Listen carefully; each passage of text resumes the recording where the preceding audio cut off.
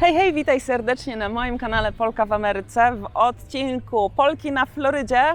Witajcie w Berry Farm. To jest tutaj taka agroturystyka przy Miami, gdzie świetnie można czas spędzić sobie z dzieciakami. Teraz wszystko jest przystrojone w dynie, bo mamy sezon jesienny. Zapraszam serdecznie na ten odcinek. Trochę pochodzimy i trochę Wam opowiem fajnych, ciekawych, życiowych historii. To Wam mogę zagwarantować w tym odcinku. Zapraszam serdecznie.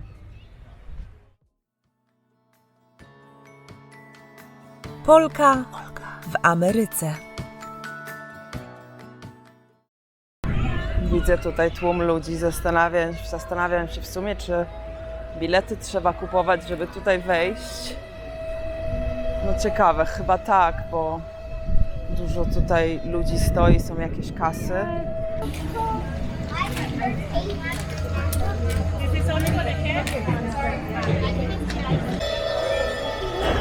Tutaj mają jakiś bar z jedzeniem.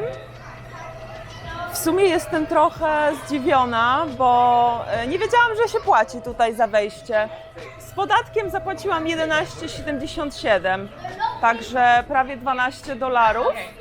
Natomiast widzę, że jest to takie miejsce bardziej typowe dla dzieciaków, dla rodzin z dzieciakami.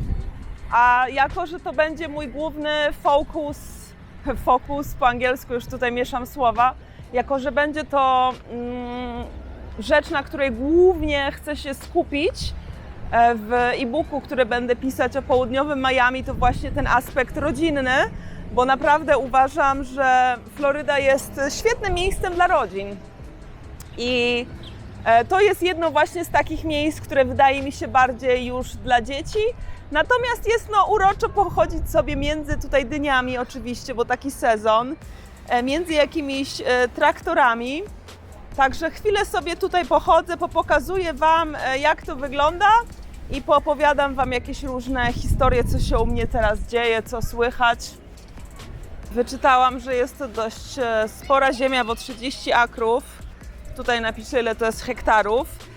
I że jest już w trzeciej generacji tej rodziny i że właśnie prowadzą dużo różnych pikników i eventów i wyjazdów, na przykład dla dzieci, jakieś takie letnie szkółki, że można tutaj przyjechać na taki wypoczynek agroturystyczny. Także super, że takie miejsce jest tuż przy Miami. Jeszcze byłoby lepiej, prawdę mówiąc, gdyby tu była winnica, ale póki co nie widzę winnicy. Taki balon do skakania zawsze mi się będzie z dzieciństwem kojarzył. Nawet tutaj sam fakt, że jest też piaskiem przysypany, bo na plaży w Polsce, nie wiem czy wciąż tak jest, bo nie byłam nad polskim morzem wiele lat. Stwierdziłam, że nie ma sensu, skoro lepszą pogodę i cieplejsze morze w podobnej cenie można mieć w innym miejscu. I to zawsze właśnie za mojego dzieciaka były te takie balony, na których się skakało na plaży. To strasznie drogie było, pamiętam, że jak byłam dzieckiem, miałam swoje pieniądze, wyjeżdżałam na jakieś obozy, to zawsze mi było szkoda, bo to było drogie. Już nie pamiętam, ile to kosztowało oczywiście, ale nie była to tania zabawa. Tutaj dla dzieciaków jakieś fajne tory przeszkód. Faktycznie świetne miejsce dla dzieci.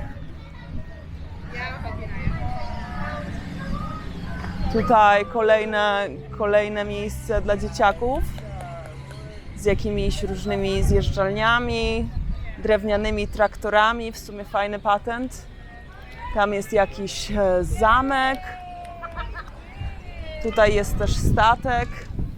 A propos statków, to Joey jest teraz na wodzie, dlatego ja mam w sumie czas tak, żeby sobie jeździć, pokazywać Wam różne tego typu miejsca. Joey jest na wodzie i ja zabukowałam sobie grudzień w Polsce z myślą, że Joey będzie wtedy na wodzie, bo zazwyczaj jak wyjeżdża to na 3-4 miesiące. A tym razem nawet wspominał, żeby wziąć taką pracę 5-miesięczną, bo próbujemy jak najwięcej zarobić, przyoszczędzić, żeby kupić sobie jakiś domek wkrótce. Może nie w przyszłym roku, ale za 1,5 roku, za 2. Ale idę w piękne miejsce, zaraz zobaczycie zresztą. Mam nadzieję, że mnie słychać przez ten wiatr. No i w każdym razie Joey wziął pracę tym razem.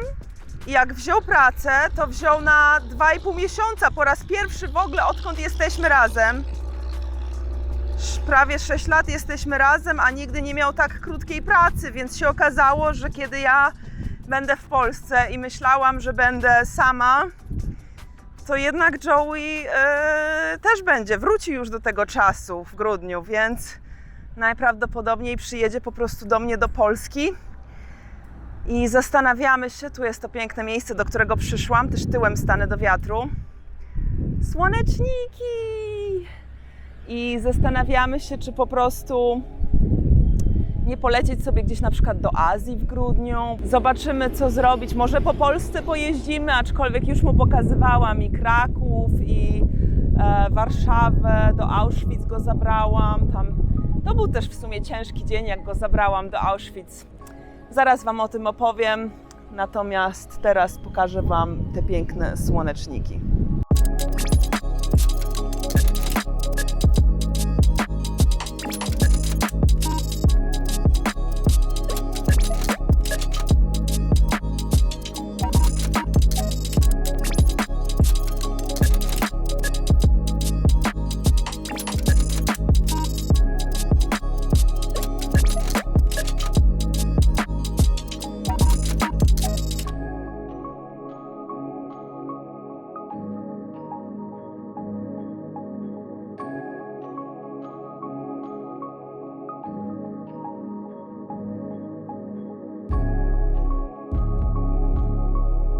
Zaszłam sobie tutaj do jakiegoś kombajnu, żeby sobie fotkę strzelić.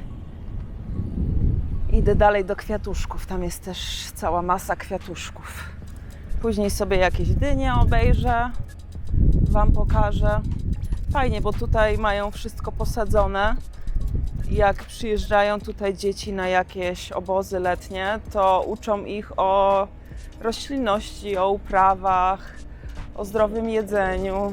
Fajne w sumie takie miejsce agroturystyczne dla dzieciaków. Naprawdę mieli fajny pomysł.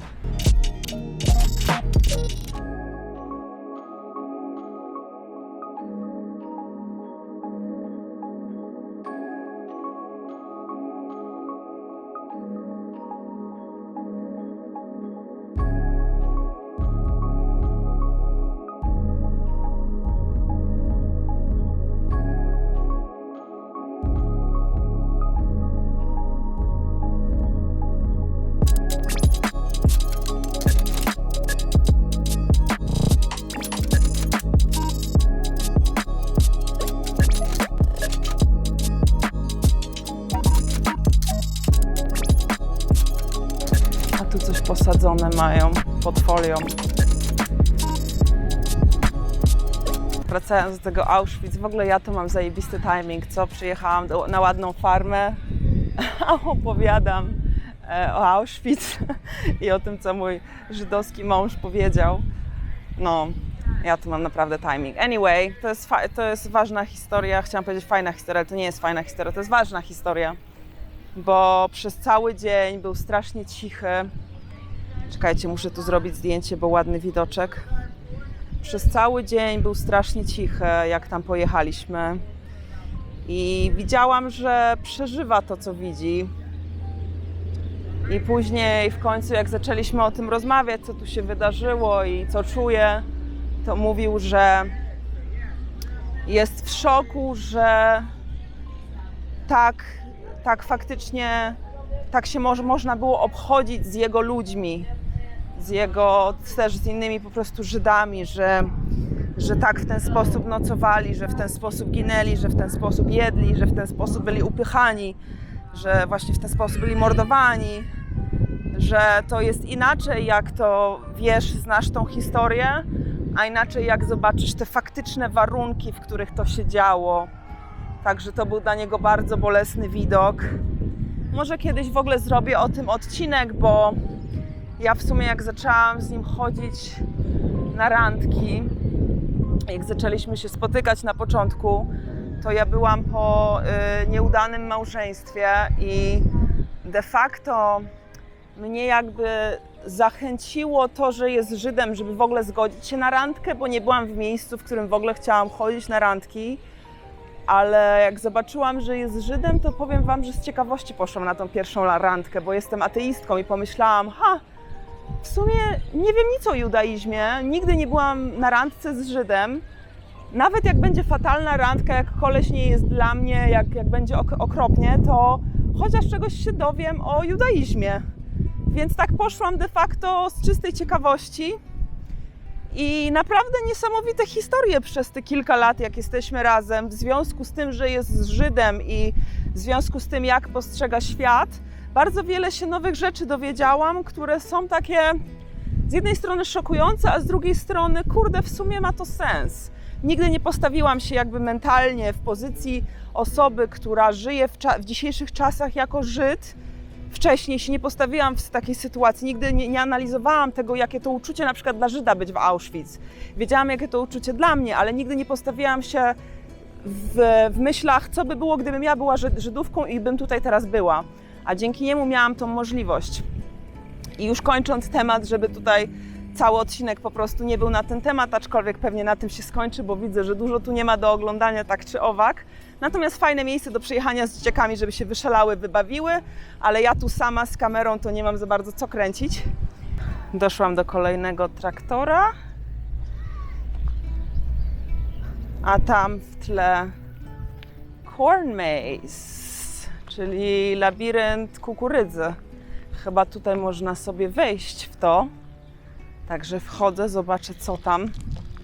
Aczkolwiek chyba teraz nie wiem, czy poza sezonem, bo widzę, że nic tutaj specjalnie nie rośnie, ale fajnie, że można sobie pochodzić tutaj w takim labiryncie.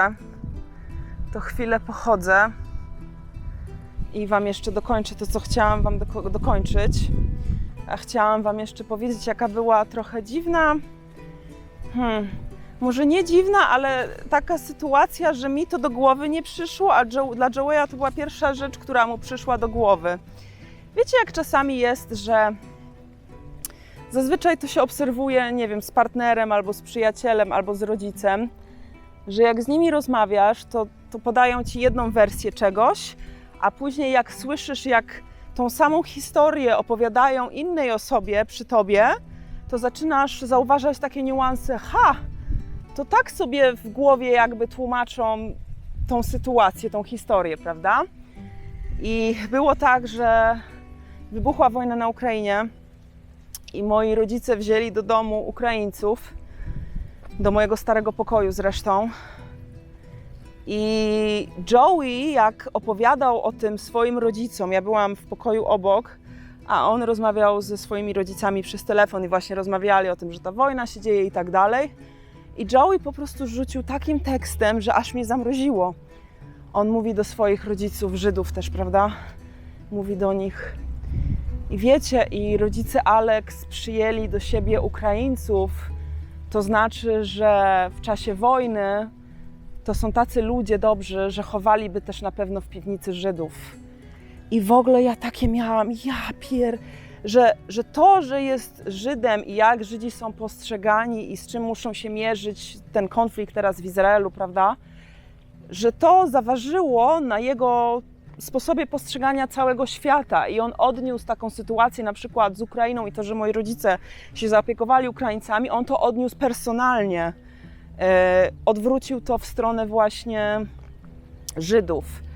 Także to jest, wiecie, taka trauma po prostu urodzeniowa, tak jak my na przykład jako Polacy, nie wiem, nie lubimy, ja od dziecka nie lubię Niemców i Rosjan i wiem, że ich po prostu nie lubię. Wysałam to z mlekiem matki i ciężko mi było jakichkolwiek mieć znajomych z tych krajów, bo nigdy im po prostu nie ufałam jako ludziom. I wiem, że to jest przykre, że tak mówię, ale no tak już mam jako Polka, tak? A taki Joey jako Żyd to ma to samo pojęcie o niebezpieczeństwach tego świata i o tym, jak postrzegać świat, przez pryzmat właśnie bycia Żydem. Zupełnie nie wiedziałam, że o tym będzie ten odcinek, ale widzicie, tak to jest, jak się po prostu zagadam. O życiu zacznę Wam opowiadać. Zaczęło się od tego, że Joey jest na statku. No tak, to Joey jest na statku i w końcu przyjedzie do mnie do Polski. Ale tak jak mówię, zastanawiamy się, czy gdzieś w grudniu nie polecieć na przykład do Azji. Muszę zobaczyć, jaka tam będzie pogoda w Azji. Czytałam, że jest fajna pogoda w grudniu w Tajlandii. To może w Tajlandii? Zobaczymy. Tu fajnie, bo całe są kartony wielkie wypchane dyniami, a obok pole dyni. Wow, ale urocze, co? I tak po prostu w każdym sezonie zmieniają tutaj wystrój, zmieniają, jak to tutaj wygląda. Teraz jest jesiennie i dyniowo. Tu też fajnie musi być w takim razie gdzieś w okolicach na przykład świąt w grudniu. Może wszystko jest na niebiesko, może tu jakieś dają takie świąteczne, nie wiem, jemioły. Tutaj się też święta kojarzą bardzo z żurawiną w sumie, bo tak jak na święto dziękczynienia czy na święta, to używają tego sosu z żurawiny do swojego mięska. No uroczo. Słodko między tymi dyniami.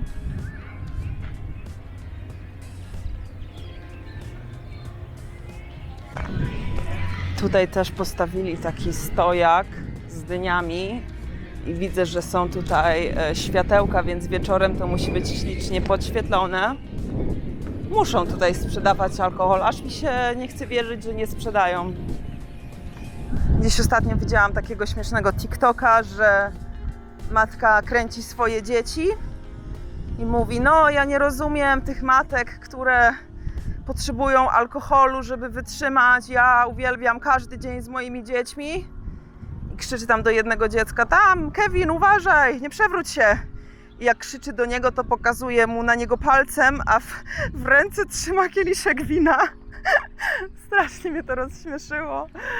No, oczywiście to było specjalnie nagrane, nie? Taki TikTok, ale no śmieszne.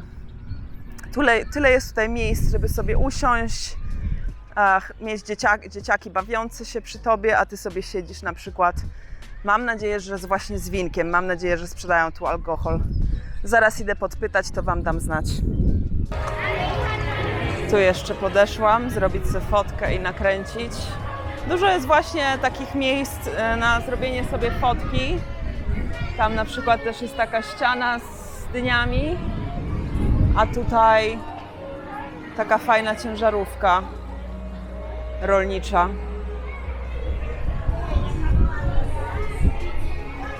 Jakbym była dzieckiem, to bym się tu bardzo naprawdę jarała i świetnie bym tu spędziła sobie dzień.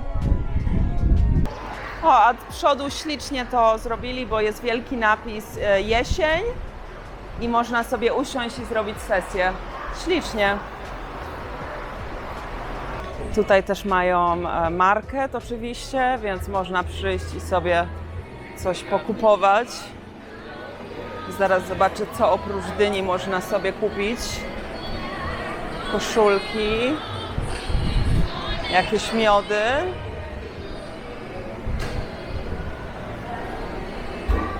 Lokalne miody.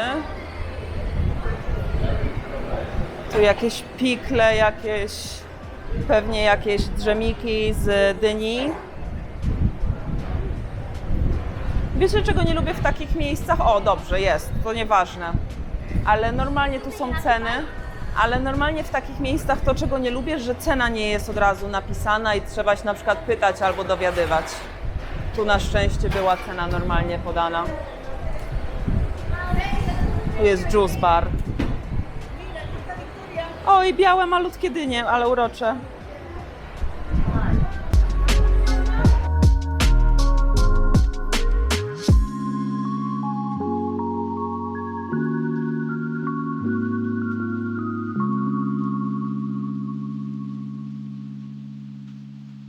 Tu jest jeszcze jedno fajne miejsce na zdjęcia, ale ta rodzinka była tu od 15 minut, robią sobie zdjęcia ze swoimi dzieciakami, więc im nie przeszkadzam. Dzięki wielkie za spędzenie ze mną czasu w tym szybkim odcinku, ale mam nadzieję, że ciekawym. Dajcie znać w komentarzach, jak zostaliście do końca, czy zrobić taki odcinek właśnie o tych obserwacjach, o których Joey mi zawsze opowiada, o tych jego przemyśleniach jako Żyda. Może kiedyś uda mi się jego namówić, żeby zrobić ze mną taki odcinek, żeby po prostu usiadł i o tym opowiedział, bo dla mnie akurat było to niezwykłe, więc myślę, że wiele osób też by było ciekawych takich informacji. Akurat przejeżdża traktor. Także dzięki wielkie za spędzenie ze mną czasu w tym odcinku. Do zobaczenia w niedzielę w szybkim Storytime. Pa, pa! Już stąd wychodzę, już odłączyłam mikrofon, ale szybka adnotacja. Sprzedają alkohol, ale w weekendy. Dzisiaj jest piątek, więc dzisiaj nie. Ale można sobie kupić w sobotę i niedzielę mimozę, szampana i piwo. Także jak coś, można sobie tutaj przyjechać i troszkę się napić w weekend za to. Pa!